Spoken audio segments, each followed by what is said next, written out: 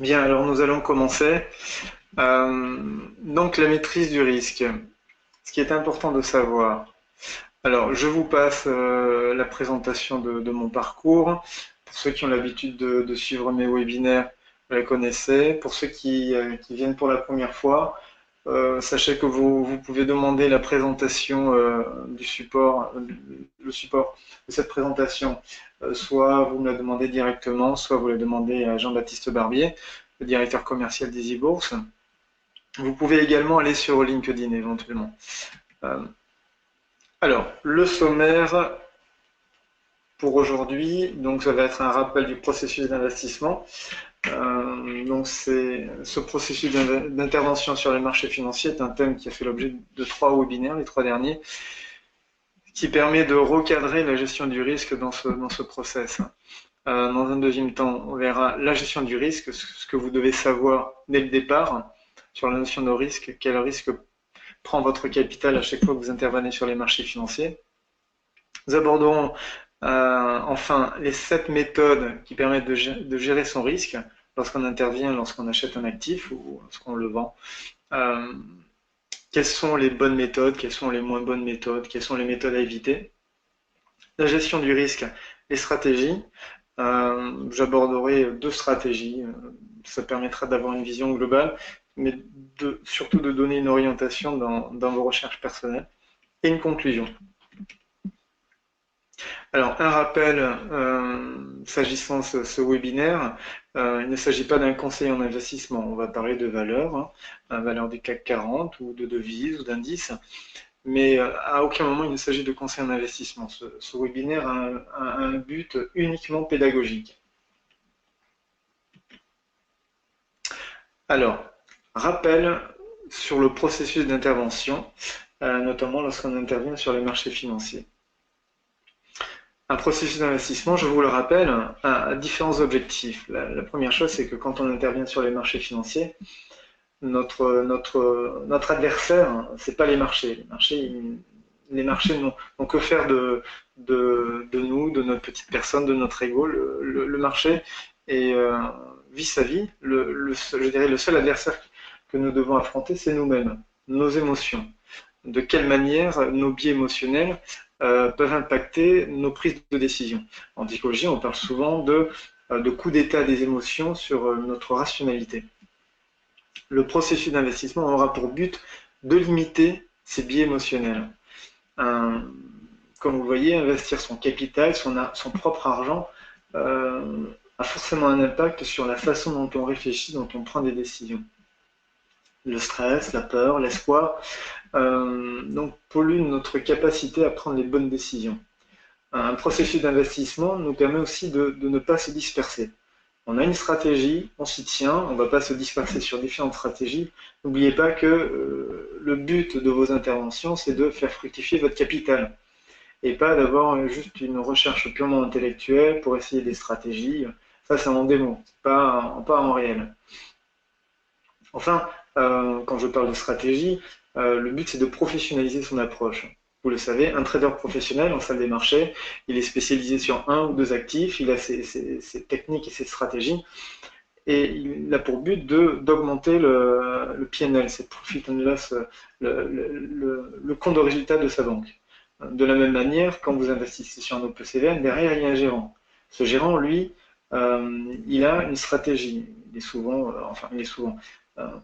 quand vous lisez le prospectus, il est clairement indiqué quel est son process d'investissement. Il est sur les larges capitalisations françaises, il n'ira pas investir sur les larges capitalisations américaines.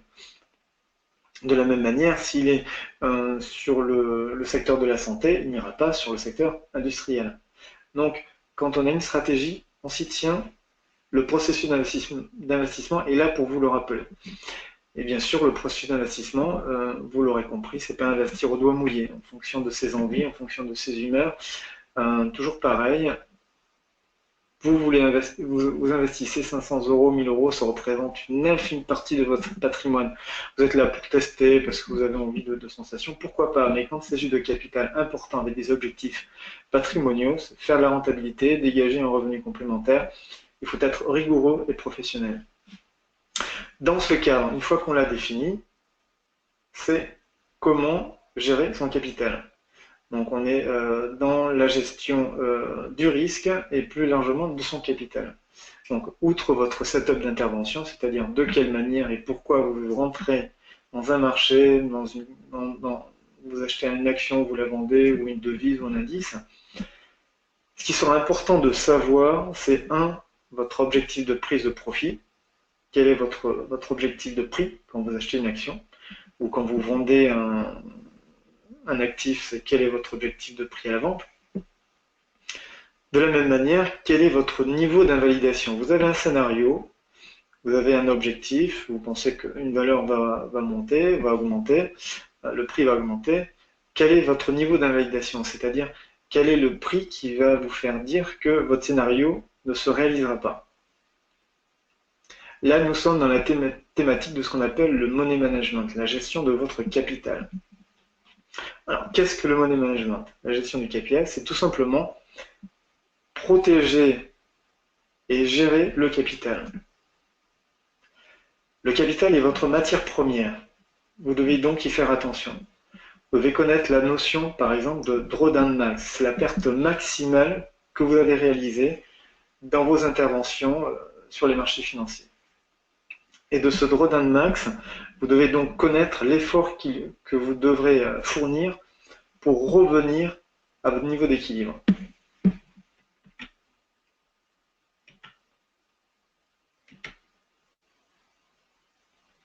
Là, vous avez à l'écran, quand vous perdez 10% sur un investissement, vous devez réaliser 11,10% pour revenir à l'équilibre.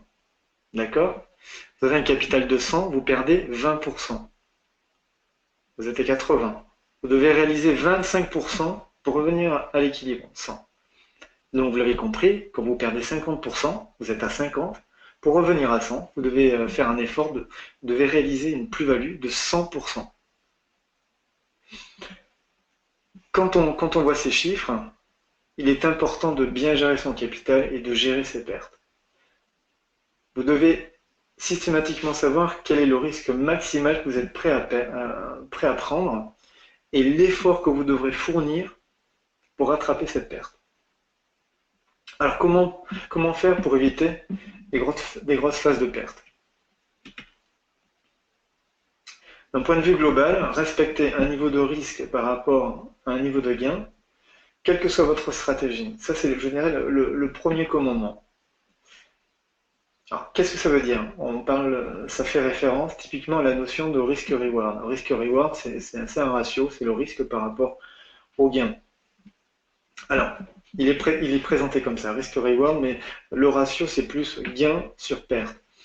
Lorsque pour chaque opération que l'on prend sur les marchés, l'objectif de gain correspond à 2 fois la perte qu'on est prêt à prendre, on est sur un risque-reward de 2. Alors c'est une référence, pourquoi? Parce que avec un risque-reward de 2, vous pouvez perdre dans 2 tiers des cas sans impact sur votre capital. Je m'entends. Vous prenez des positions, mettons sur 100 € de capital, d'accord? L'objectif est de 5 et vous êtes prêt à perdre 2,5. Donc on a un risque-reward de 2. Eh bien, si vous perdez dans 66% des cas, lorsque vous gagnez 5 dans 1 tiers des cas et vous perdez 2,5 dans 2 tiers des cas, votre capital n'est pas impacté, vous êtes à 100. Alors je ne tiens pas compte des commissions sur opération évidemment. Mais l'idée c'est ça. Vous devez déjà connaître cette notion de risque-reward. Ensuite, on descend un cran plus bas, c'est bien gérer son risque par position. Il est évident que si vous prenez un risque de 5% par trade, par opération, et que vous perdez, ou du moins vous prenez 5 à 10 opérations par jour, l'exposition de votre capital au risque potentiel est important. Et on l'a vu avec les chiffres de l'AMF, pour ceux qui m'ont suivi dans les webinaires précédents, plus la fréquence d'opérations par jour est importante, plus le risque de perte est important. Donc, on s'inscrit, enfin, moi en l'occurrence, dans le cadre de ces webinaires, quand on est sur le marché action, je préfère les unités de temps longues, donc on est sur du swing, du long terme, étant donné qu'on prendra déjà peu d'opérations dans l'année, et d'autre part, quand on prend peu d'opérations dans l'année, on diversifie. Sur un capital de 100, on prendra 10% de son capital sur une valeur, ce qui nous permettra d'avoir par exemple jusqu'à 10 lignes. 10 lignes, 10 actions dans son portefeuille. On appelle ça la diversification. Donc, quelles sont les 7 méthodes pour gérer son risque dans la prise de position?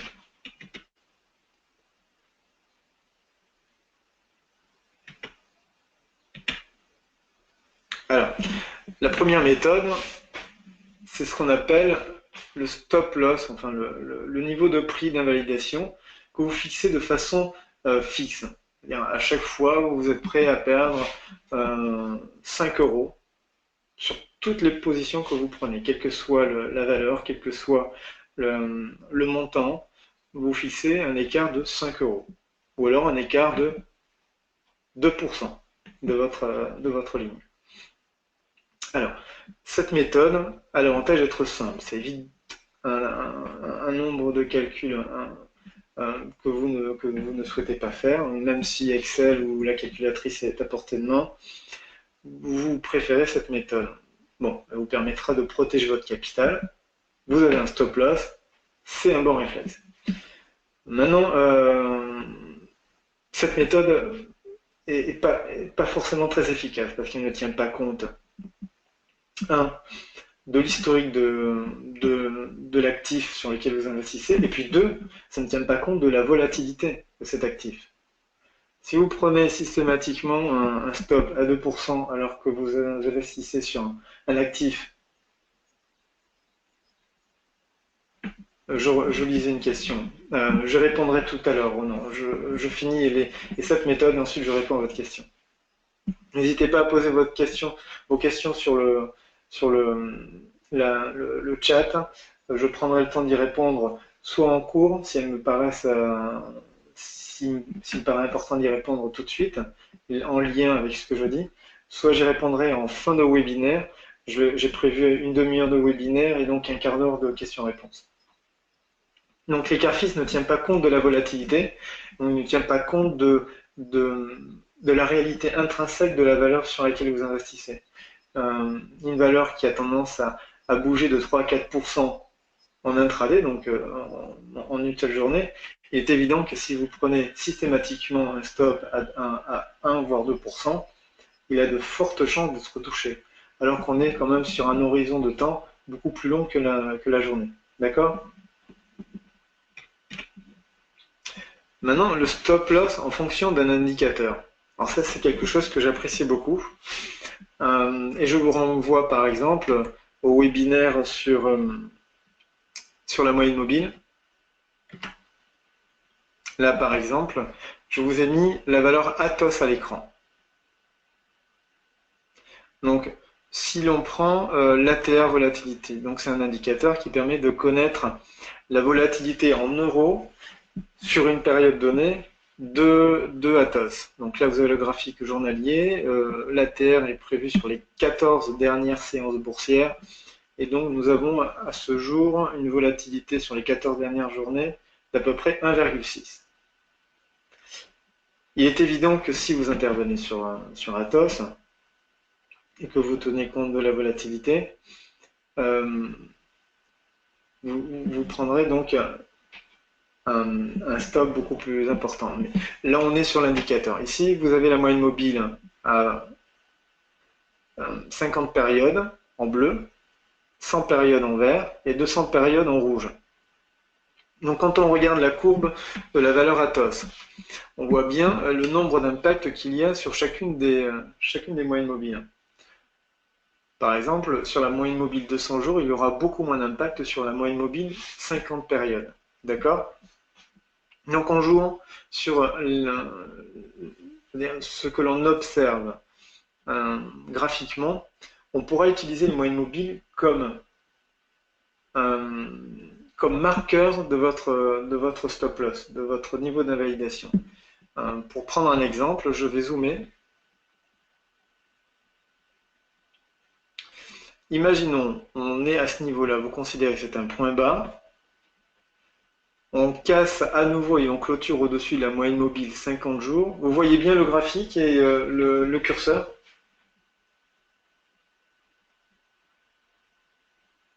Très bien. Donc ici, je vais zoomer encore un peu plus. Vous voyez, cette bougie a cassé la moyenne mobile 50 jours à la hausse au-dessus. Donc on peut considérer qu'on est reparti. Là, on est dans une phase de consolidation, dans une tendance haussière. D'accord? Toujours la tendance haussière de fond. La tendance de fond. On a fait un rebond sur la moyenne mobile 50 périodes.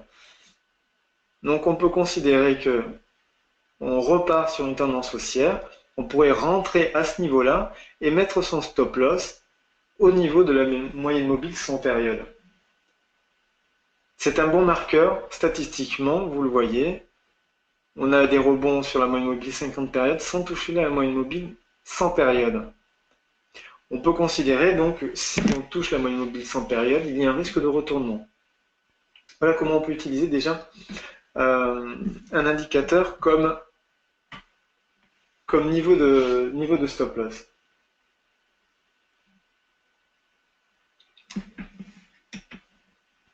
Le stop loss discrétionnaire. Alors, stop loss discrétionnaire, ça va être un peu comme le stop loss à écart fixe.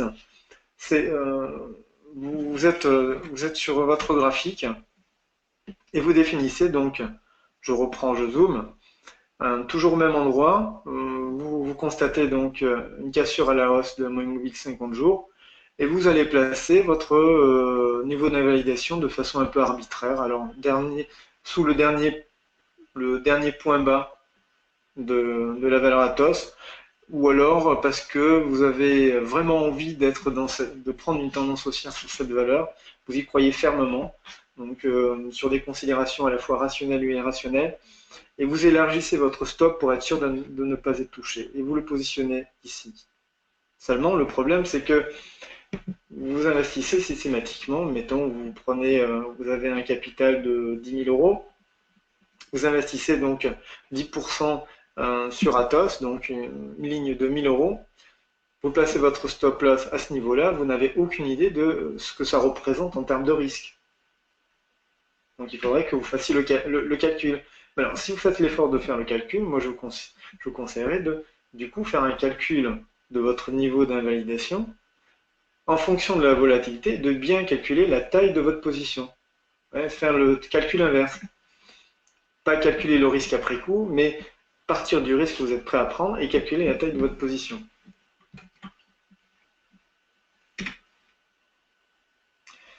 Le stop loss en fonction du temps. Alors, c'est mal formulé, mais c'est comme ça qu'on le retrouve dans la littérature financière.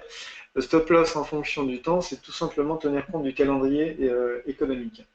Quand vous avez par exemple les non-farm payroll, les chiffres du chômage américain le vendredi, vous êtes sûr d'avoir une grosse volatilité. Vous avez aussi les chiffres. On est en fin de semaine, le vendredi, donc il y a un contrat, peut-être des forces opposées entre investir sur une donnée macro, qui sont les chiffres du chômage américain, et en même temps les prises de bénéfices de fin de semaine.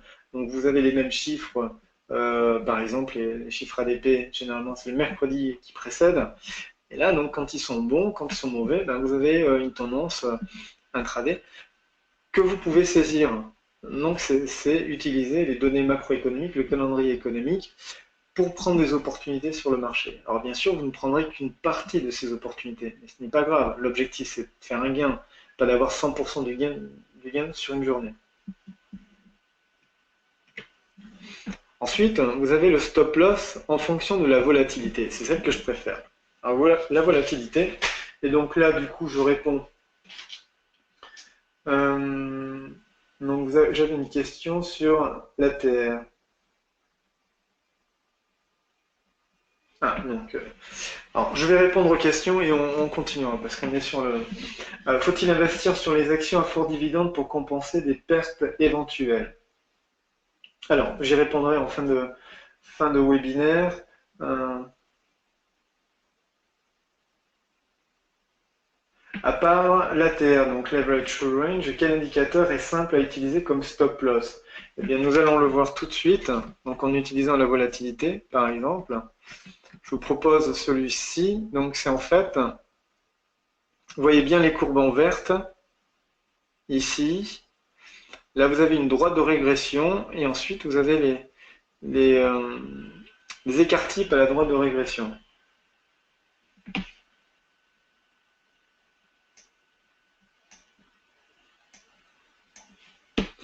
Alors, pourquoi j'aime bien cette méthode, définir un stop loss par rapport à la volatilité? Tout simplement parce qu'on est sur des réalités statistiques. Si l'on prend par exemple l'average true range, donc qui est la volatilité en euros d'une valeur, quand vous avez sur, mettons, 14 jours ou sur les 20 jours ouvrés du mois, un ATR de 2 et que vous placez un stop loss à 3%, enfin à 3 euros de l'average range est spécifié en euros. Donc si vous avez un ATR sur 20 jours, les 20 derniers jours ouvrés, les 20 dernières séances de bourse à 2 et que vous mettez un stop loss à 3 euros de votre prix d'entrée, la probabilité qu'il soit touché est assez faible.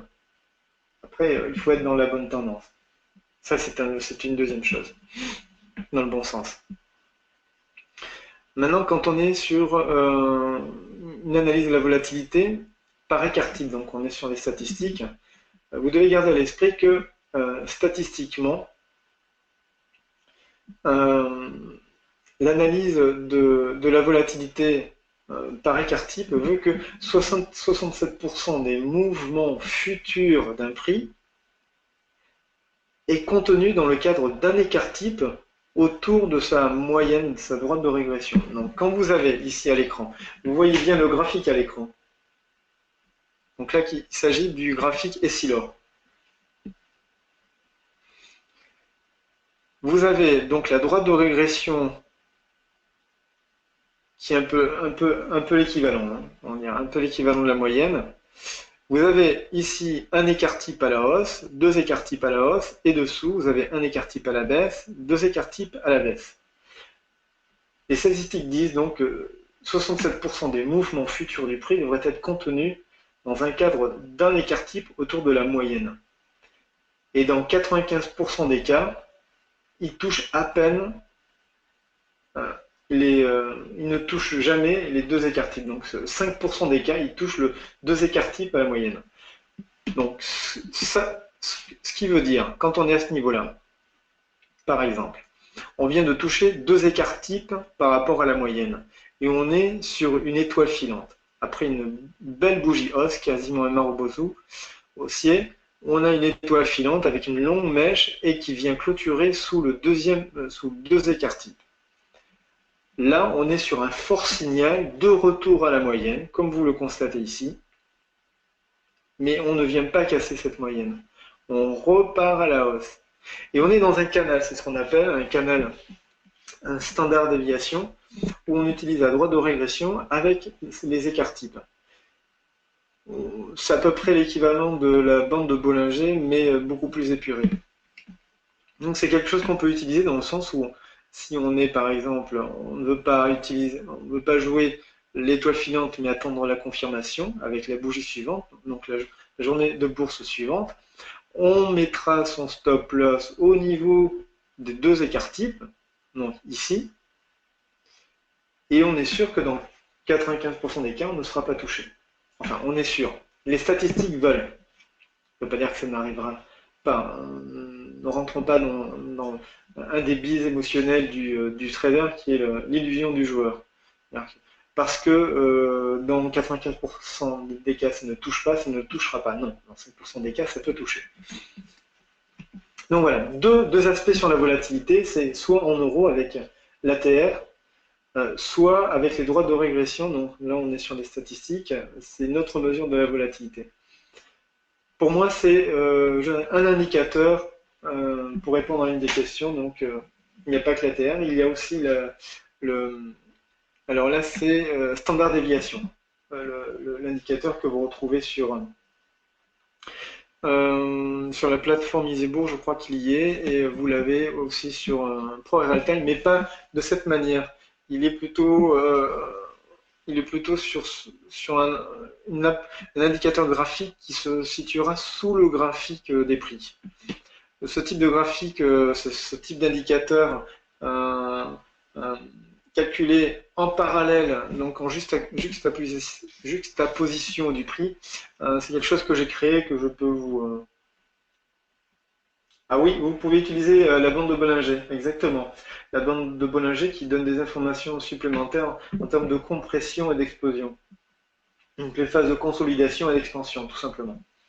Mais il utilise la notion de droite de régression, enfin prix de régression et écart type.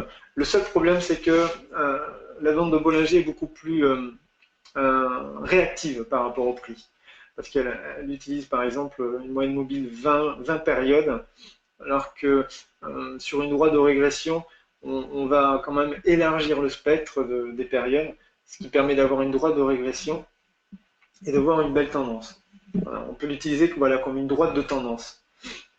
Voilà, c'est une question d'affinité. Hein.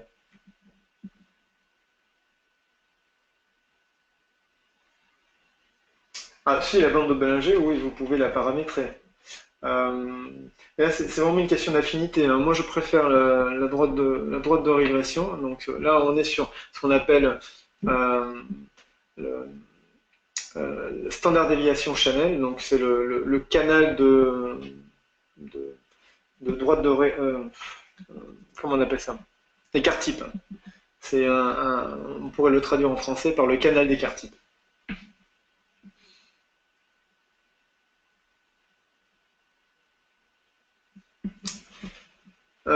Voilà pour la méthode de la volatilité.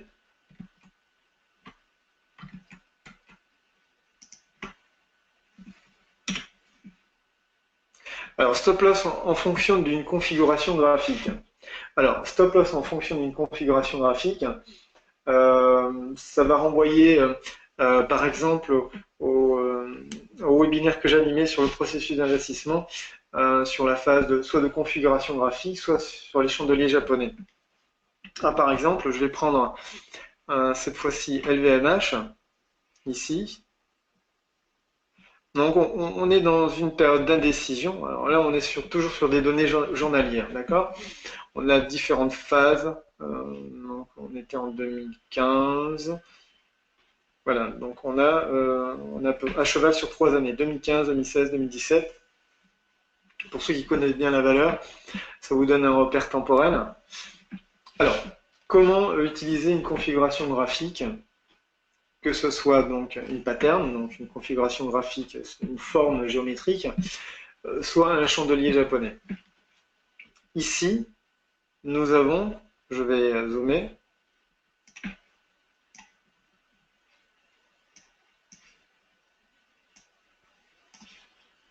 ce qu'on appelle un triangle ascendant. D'accord? Ce triangle ascendant a des réalités statistiques. C'est un biseau d'élargissement descendant.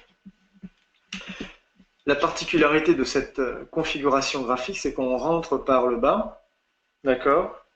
Et donc, quand on est sur cette base, l'objectif de gain est l'équivalent. Je vais vous le faire. Hop.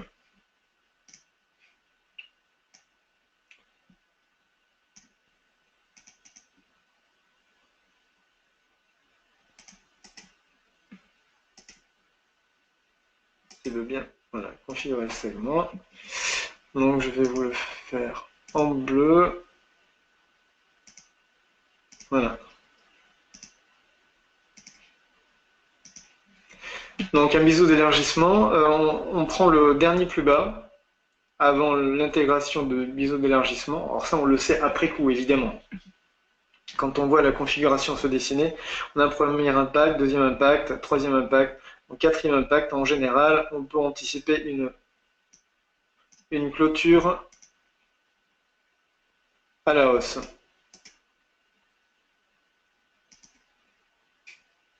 Et l'objectif sera ici. C'est l'équivalent du dernier plus bas avec le premier impact. Où allons-nous situer notre stop loss? On a notre objectif de gain et on est dans un scénario quand même assez particulier. Si on élargit le spectre, on a les moyennes mobiles, d'accord, qui nous permet donc d'anticiper un retournement de tendance. On est en données journalières, donc je veux dire, les signaux sont importants. Avec des impacts sur la moyenne mobile de 100 jours, mais sur la configuration graphique. Excusez-moi, j'ai tendance à parler beaucoup et à me disperser. Si on reste sur la configuration graphique, l'objectif est à 159. Soit on veut jouer la carte de la sécurité et on va positionner notre stop loss sous le dernier plus bas, d'accord? Soit on pourra toujours le mettre au milieu de la configuration graphique. Tout simplement parce que si on rebondit sur la borne supérieure de la configuration graphique, il est fort probable qu'on reparte à la baisse, jusqu'à la borne inférieure. Donc soit on met le stop loss à mi-chemin, et pour limiter la perte, et envisager un rebond, et donc jouer le rebond sur la borne inférieure, soit on est sûr de notre coup, et notamment compte tenu de ces configurations moyennes mobiles, on met notre stop ici, ou pardon, plus haut au niveau de la moyenne mobile, et si on veut jouer la sécurité, ce sera le dernier plus bas.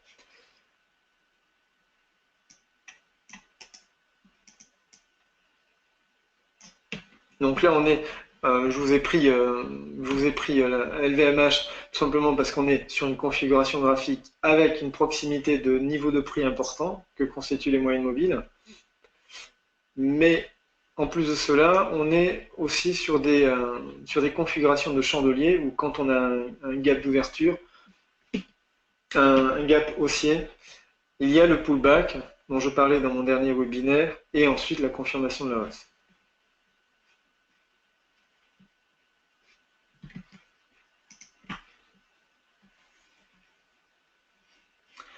Donc voilà pour les configurations graphiques. Et ensuite, stop loss en fonction du volume et du prix. Donc là, on utilise des indicateurs de façon agrégée, hein, des indicateurs de volume échangés ou des indicateurs de niveau de prix. Et il existe des indicateurs agrégés qui compilent à la fois le niveau de prix et le volume correspondant. Et en fait, on utilise ces indicateurs plus comme des droites de support et résistance. Là, on commence à dévier vers ce qu'on appelle le market profile et volume profile. On pourra toujours l'envisager dans un prochain webinaire.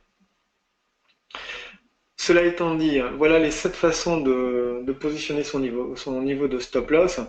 Je vous ai indiqué en bleu ce que je préfère. Les autres, je considère qu'ils ne sont pas suffisamment pertinents, du moins pour le dernier. Je préfère pas l'aborder aujourd'hui parce que ça nécessite un webinaire complet.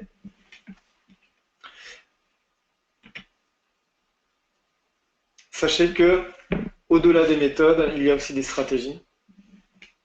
Alors, les stratégies, on va rester simple hein, sur les stratégies pour gérer son risque. Il y a ce qu'on appelle la martingale. Alors, la martingale, c'est une méthode qui a fait son apparition dans les casinos. Le but, c'est plus je perds et plus je prends de risques. L'idée, c'est ça. C'est-à-dire, sur le plan des probabilités, il semblerait que ce soit pas si stupide que ça comme stratégie. Il n'en reste pas moins qu'elle me paraît très risquée. En fait, quand j'ai perdu 1 euro, je mettrai mon stop à 2 euros. Ou alors, lorsque j'ai perdu j'ai misé 10 et j'ai perdu 5, je vais miser 20 avec un stop de 5 euros. Soit je double ma mise, soit je double mon niveau de risque. C'est le principe de la martingale.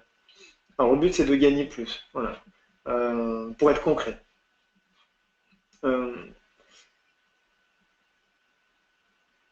L'idée, c'est j'ai déjà perdu, donc j'ai plus de chances de gagner sur mon prochain trade. Je vais donc augmenter la taille de ma position pour couvrir ma perte. Ça peut paraître sexy, hein. Seulement là, on verse peut-être dans ce qu'on appelle un biais émotionnel qui est l'illusion du joueur. L'illusion du joueur, je vous le rappelle, C'est l'une des plus grosses erreurs émotionnelles et une des plus communes. Euh, euh, on a tendance à penser que lorsqu'une pièce, par exemple, si on prend une pièce d'1 euro, on va la jeter 5 fois et qu'elle est tombée 5 fois sur le côté face, on va croire qu'il est très probable qu'au prochain coup, elle va tomber sur pile. Alors, statistiquement et probabilistiquement, c'est faux. La probabilité que la pièce tombe sur pile ou sur face reste la même, c'est-à-dire une chance sur deux. C'est pareil pour les marchés. Vous avez une journée de hausse, 2 journées de hausse, 3 journées de hausse, 4 journées de hausse, et vous vous dites, bon, ben, il y a eu 4 journées de hausse, il est fort probable qu'on ait une journée de baisse le vendredi. Alors, on peut croire que oui, compte tenu de l'historique, fin de semaine, choses comme ça. Mais statistiquement, on a aussi des probabilités que ce soit une journée de hausse. Voilà. Si on reste sur juste la notion de hausse ou baisse, sans prendre l'historique statistique du lundi, vendredi, samedi, du lundi, mardi, mercredi, jeudi, vendredi. Donc les journées de la semaine. Donc oubliez la martingale, je vous dirais, ce n'est pas forcément la bonne stratégie. Alors il existe d'autres stratégies qu'on appelle anti-martingale. Et donc là, en fait, on va prendre le contre-pied. Plus on perd et plus on diminue son exposition au marché. Et là, on rentre dans une stratégie un peu plus fine, un peu plus technique. Alors, on l'appelle le Trading System Safety Factor. L'idée, c'est que plus on perd, plus on diminue son exposition. On gardera toujours des méthodes de stop, de niveau d'invalidation identiques. Hein. Vous faites votre choix parmi celles que je vous ai présentées. Mais là, on est sur la taille de la position. L'idée, c'est que euh, vous prenez une position, elle est perdante. Vous êtes fixé à un niveau de risque, mettons, à 10% de votre capital. Vous avez atteint ces 10% du capital, vous diminuez la taille de vos positions jusqu'à ce que vous reveniez dans une dynamique de gain. Alors, l'exemple le plus typique, c'est un gérant de hedge fund, l'un des plus connus, c'est Scott Ramsey, qui utilisait typiquement cette méthode dans ses stratégies. Euh, pour vous donner une idée, ce gérant de hedge fund, depuis qu'il est sur les marchés, donc il est depuis les années 80, il réalise une performance euh, moyenne annualisée de 17,2% net de frais et de commission. Donc en brut, ça fait à peu près 25% de performance en moyenne chaque année, avec un risque maximal, le drawdown maximum que j'expliquais tout à l'heure, de 11%. C'est-à-dire que là, il est dans un ratio de risque-reward supérieur à 2. C'est, je dirais, l'un des gérants d'hedge qui maîtrise le mieux son risque. Et quand on lui pose la question comment gérez-vous une suite d'échecs, sa réponse est simple. Il faut toujours être sur le marché parce qu'il faut ne jamais être déconnecté du marché. Par contre, la question est de savoir quand on se noie. Et quand je suis pris dans un drawdown important, il considère qu'il se noie. Donc il change la taille de sa position et attend d'être dans un bon train pour revenir sur le marché, mais avec l'argent du marché. Quand il dit je joue avec l'argent du marché, c'est-à-dire il augmente la taille de ses positions. Alors pour lui, c'est un gérant de hedge fund, donc quand il joue, quand il dit jouer avec l'argent du marché, c'est-à-dire il utilise un levier.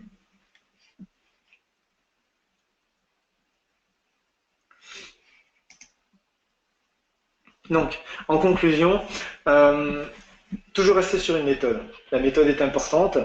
Vous devez toujours, quand vous intervenez sur le marché, définir au préalable le risque par position, le capital que vous employez, l'unité de temps sur laquelle vous investissez. Donc, si vous êtes sur une journée, vous devez savoir combien vous êtes prêt à perdre sur une journée. Si vous êtes sur du long terme, vous devez savoir quel risque vous êtes prêt à prendre sur chaque position. Si vous êtes sur LVMH, si on prend sur les 14 dernières périodes, mettons, on va modifier le.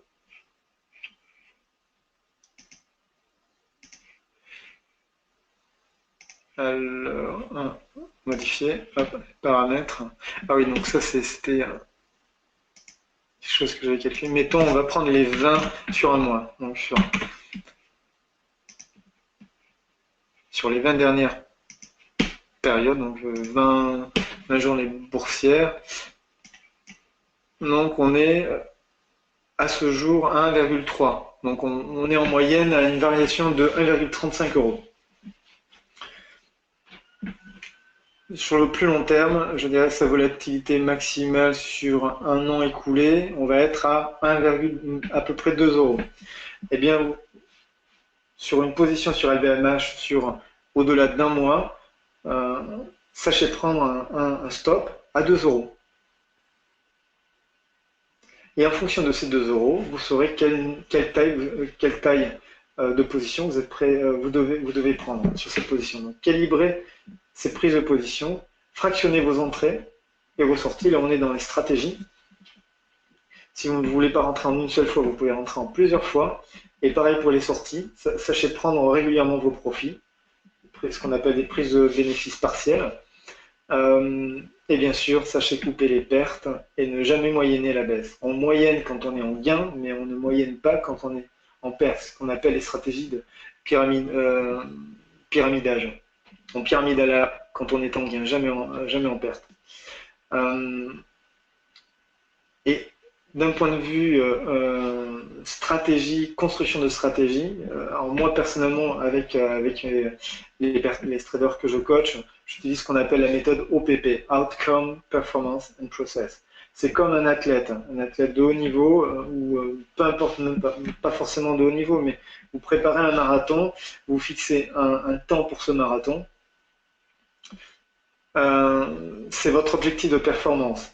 Mais avant d'atteindre ce temps, vous avez 6 mois d'entraînement. Et pendant ces 6 mois d'entraînement, vous avez des temps intermédiaires à atteindre. Et pour atteindre ces temps intermédiaires, vous avez des entraînements, vous élaborez des stratégies. Pareil, pour ceux qui jouent au golf, un 18 trous, ça ne s'improvise pas. Avant d'arriver au 18e trou, vous avez le premier, deuxième, troisième, vous avez 18 trous à réaliser. Et donc, vous devez gérer votre performance à chaque trou. Et pour gérer votre performance à chaque trou, vous devez travailler votre technique.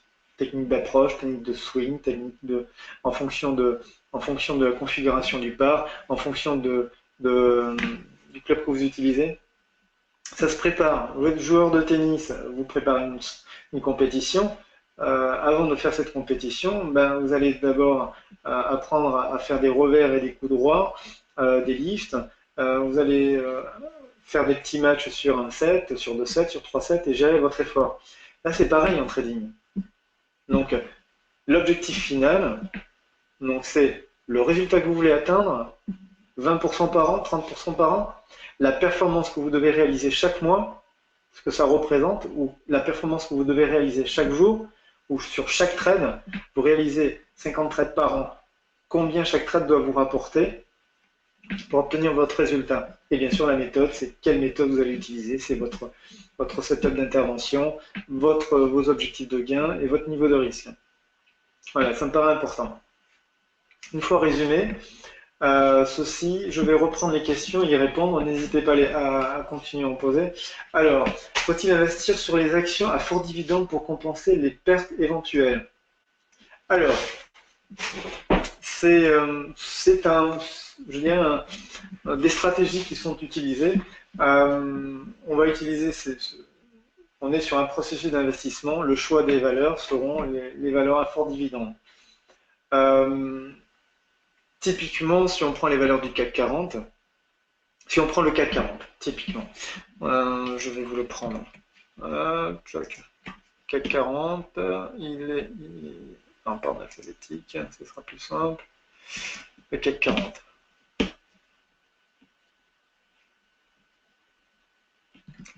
Je vais le prendre ici, ce sera plus simple, plus lisible.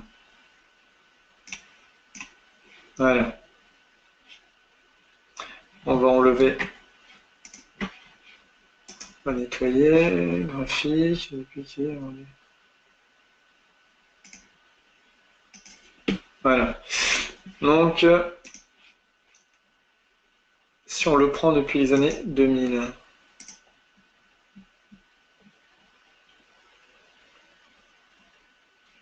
Ce qu'il faut savoir sur le CAC 40, c'est que depuis sa création, 87, jusqu'au point haut des années 2000, on est sur une performance moyenne annualisée de 16%. D'accord? Dividendes réinvestis.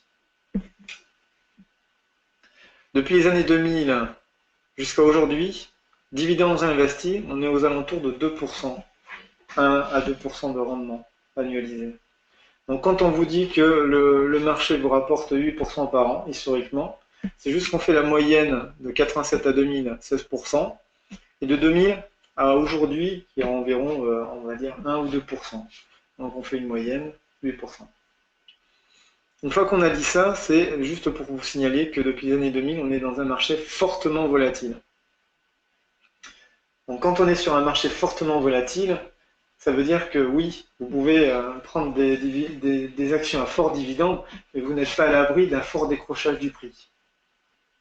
Donc les dividendes ne pourraient pas forcément compenser les pertes éventuelles. Donc quand on est sur le long terme, il y a d'autres statistiques. Au-delà de 10 ans, un investissement sur les marchés actions ne génère plus de pertes. Donc je vous conseille, si vous êtes sur un investissement de long terme, par exemple pour préparer votre retraite, vous avez 10 à 15 ans devant vous, vous élaborez une allocation, donc un portefeuille avec des valeurs à fort dividende. Chaque année, vous avez en moyenne 4 à 5% de dividendes en brut, pas net d'impôt, qui vous sont versés. Vous conservez bien sûr ces actions en portefeuille et vous sortirez avec les plus-values au terme de votre investissement. Donc ça peut être une stratégie. Comme il y a d'autres stratégies, j'investis de mai à septembre et le reste du temps je suis désinvesti parce qu'a priori sur une période de l'année, le marché statistiquement génère plus de plus-value que le reste que l'autre période. En cas d'un stop loss sur une moyenne mobile sur 100 jours pour protéger une plus-value potentielle. Alors là, on est justement sur les stratégies à la fois de prise de bénéfice, de gestion du risque. Lorsque vous êtes sur une position en plus-value, donc vous pouvez utiliser l'avantage d'utiliser un indicateur, et notamment la moyenne mobile, comme évaluation du niveau de risque, c'est qu'on est sur ce qu'on appelle un stop loss dynamique. Donc on est sur un stop loss qui va bouger avec l'évolution du prix. Donc forcément, à un moment, ce stop loss va être au niveau, voire au-dessus de votre prix d'entrée. Ce qu'on appelle la situation de break-even. À ce niveau-là, si votre valeur redescend à ce niveau prix, vous n'avez rien perdu. C'est tout l'intérêt de ce qu'on appelle du money management. C'est-à-dire que votre stop loss doit garde le même écart par rapport à l'évolution du prix. Alors je vais le prendre ici.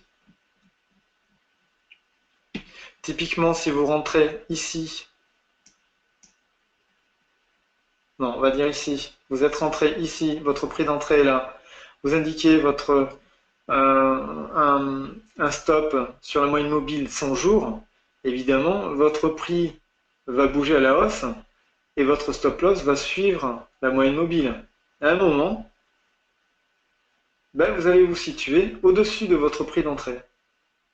Et donc là, vous êtes en niveau de gain systématiquement. Votre risque est annihilé. Donc oui, l'utilisation d'un indicateur, et notamment la moyenne mobile comme niveau de risque, est une très bonne stratégie. Alors, quel ordre utiliser dans le carnet de commande pour ces stop loss? Court limite, plage de déclenchement. Alors ça va surtout dépendre de la volatilité de votre valeur, ça va dépendre d'un ensemble de facteurs, mais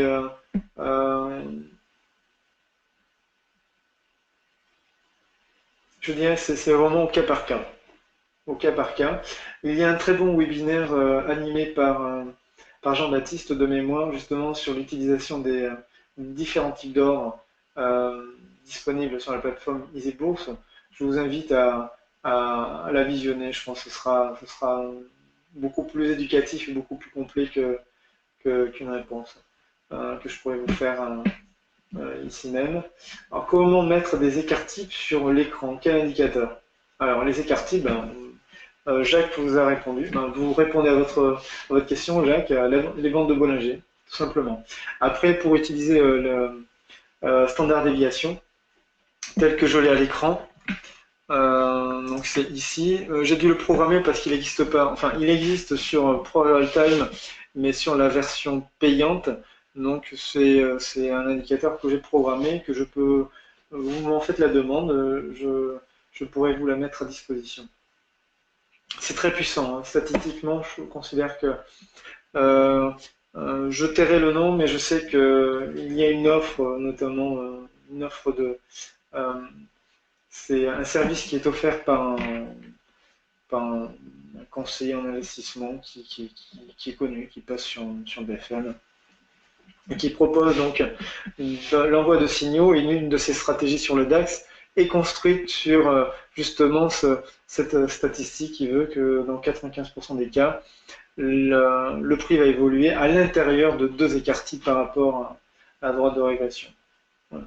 Donc vous pouvez construire des stratégies sur ce type de réalité statistique. C'est-à-dire un stop loss en fonction de la configuration shortiste est-il le plus logique? En fait, le plus logique, c'est quelle est vos stratégies d'intervention. Comme je disais, il faut être cohérent. Vous avez des stratégies, vous avez des setups, vous êtes à l'aise avec. Psychologiquement, quand vous rentrez sur le marché avec ce type de configuration graphique, vous êtes bien.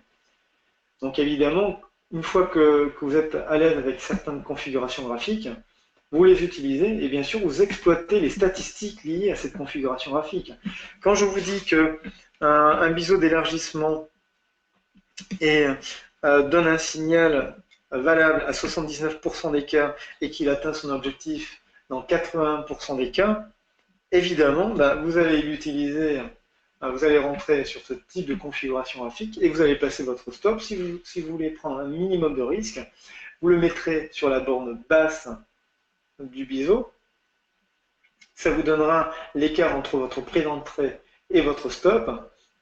Ça correspondra à un pourcentage de votre capital.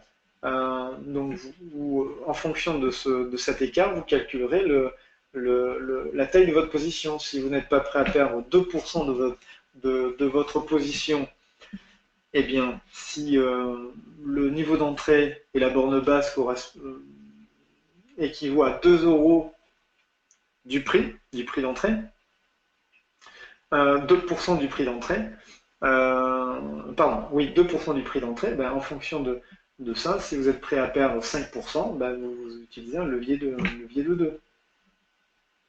Est-ce que j'ai été assez clair? Je vais le refaire.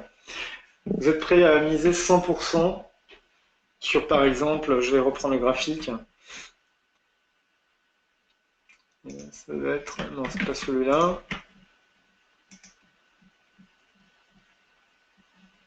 Ah non, j'en suis sorti, c'était LVMH, LVMH, LVMH.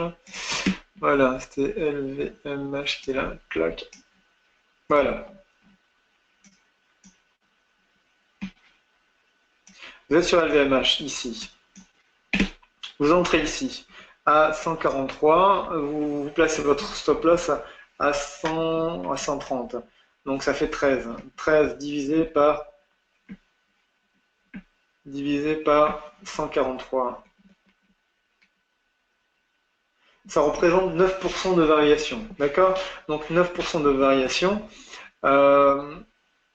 Il est évident que si vous n'êtes pas prêt à perdre 9% de votre capital, mettons, vous investissez 1000 euros sur une ligne et vous n'êtes pas prêt à perdre 9%.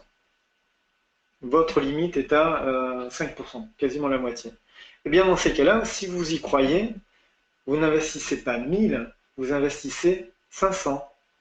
Et donc ces 9% de variation sur 500 représenteront 5% du capital que vous étiez prêt à investir, 1000. Voilà. L'idée c'est ça, c'est calculer la taille de la position en fonction de la configuration graphique. Donc dans ces cas-là, oui, c'est logique. Mais c'est logique d'une façon globale. Vous devez prendre en considération votre setup d'intervention, là où vous êtes le plus à l'aise. Si vous êtes sur les configurations graphiques, alors oui, c'est logique. Mais vous devez bien connaître vos configurations graphiques.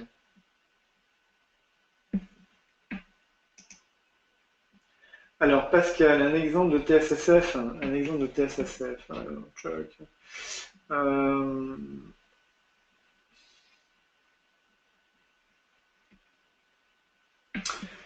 Vous avez, on va prendre un exemple. Un exemple de TSSF, il est quelle heure? Donc nous avons encore 3 minutes. Un exemple de TSSF, c'est typiquement, vous avez un capital de 1000, d'accord? Vous investissez sur une valeur, vous êtes à 100% sur cette valeur, vous avez perdu 10%, donc vous êtes à 900. Eh bien, en fonction de ces 900 et en fonction de la volatilité, de votre perte, donc 10%, et en fonction de la volatilité, vous ne voulez pas perdre à nouveau 10%, donc vous allez dimensionner la taille de votre position en fonction 1 de la volatilité et en fonction des 10% que vous avez perdus. Alors, il y a différents types de TSSF, hein. C'est juste une équation. Je pourrais vous envoyer un papier dessus. Pascal, écrivez-moi. Vous avez mon adresse mail qui est indiquée sur l'outil de webinaire. Mais vous tapez sur Internet où vous trouverez différentes stratégies.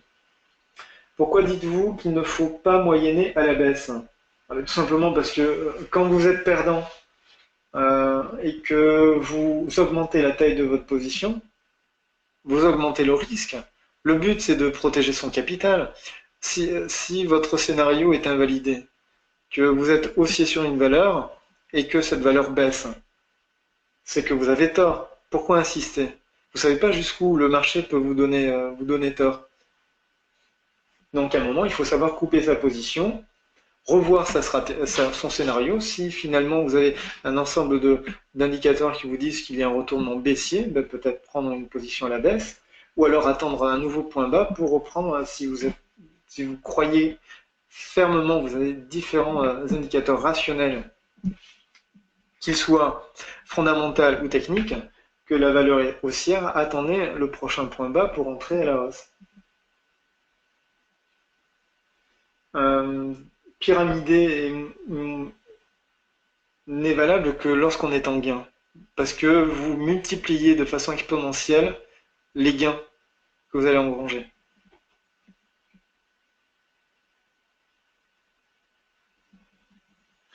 Alors, Monsieur Perrault, moi j'ai pas écrit un livre, je, j'accompagne des traders, hein, je fais du coaching, euh, et nous allons bientôt avec Patrice Caso mettre en ligne une formation du type MOOC. Donc c'est des formations par internet pour savoir gérer son argent. À ce jour, je n'ai pas écrit de livre, par contre, il en existe de très bons sur le money management, que vous trouvez facilement sur internet, ou je pourrais vous en conseiller si vous souhaitez. Exemple Suez, Orange.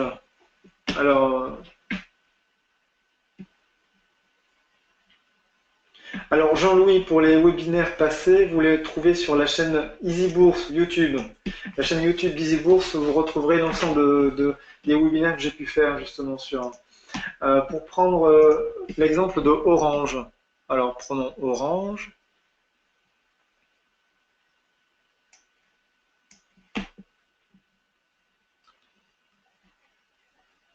Alors Orange, je vais déjà me mettre en mensuel.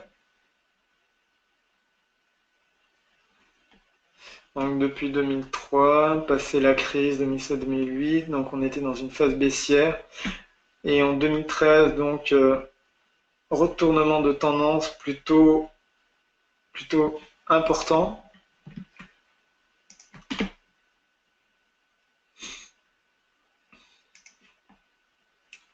Depuis 2013, nous avons fait 170% de hausse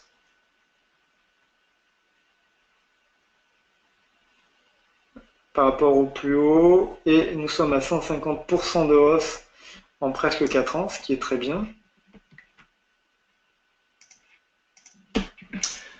Alors, pour analyser. Donc là, on est dans une phase de consolidation. On le voit, hein, forte hausse. On est rentré dans on pourrait considérer ce niveau comme un triangle symétrique. Là. Mais non, on est rentré par le bas. Donc, on est dans une phase de consolidation. On est dans une phase de consolidation. Sur le plan fondamental, si on prend du recul pour Orange, sur le plan fondamental, Orange est en train de faire une percée quand même assez importante dans l'ère du numérique, dans le sens où il maîtrise la distribution, c'est-à-dire il a son propre réseau de communication, il maîtrise les outils, c'est-à-dire le téléphone. Le téléphone répond à différentes fonctions maintenant, c'est un ordinateur réel.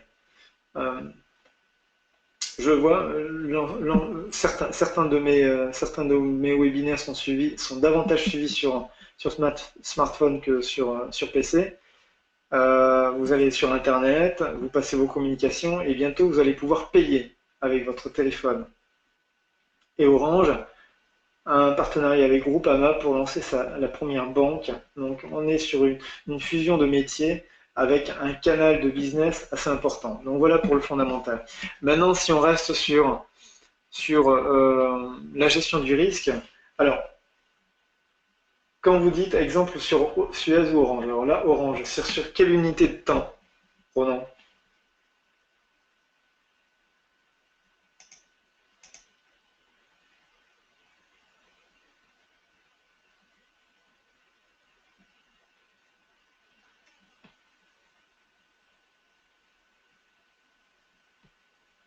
Ah d'accord, l'exemple c'était par rapport à la question dividende versus évolution du prix. Donc là vous avez votre exemple introduit à 27, vaut 14, la somme des dividendes ne compense pas la perte. Donc voilà, c'est l'exemple dont je vous parlais.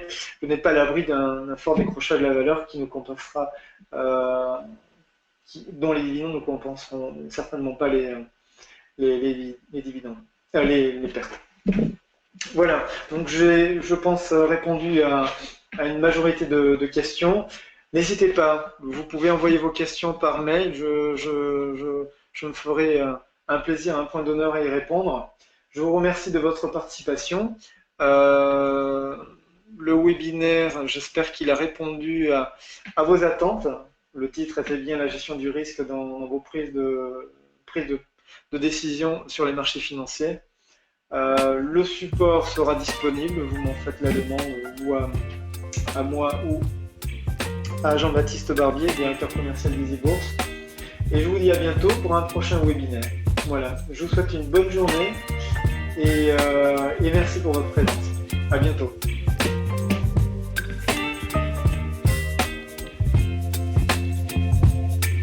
Baby, you give me ice and fire. You're giving me wind.